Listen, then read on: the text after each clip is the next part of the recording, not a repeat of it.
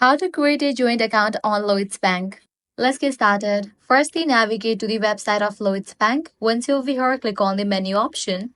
Now head over to this option, Current Accounts. Under that, you're gonna find the option Joint Accounts. Click on that. You have got three ways to apply for a joint account. If both of you already have account in Lloyds Bank, you can use internet or mobile banking. You can apply online instantly. Prefer doing it face to face, visit a Lloyds branch, but remember, both people need to attend the appointment. If you are new to Lloyds, a branch visit is required to get started. In case you are already a Lloyds customer, just log into your internet banking or open mobile app. Follow the on screen prompts and submit your joint account application in minutes. Once it's approved, both account holders get their own Visa debit card. You can even apply for a shared arranged overdraft if needed.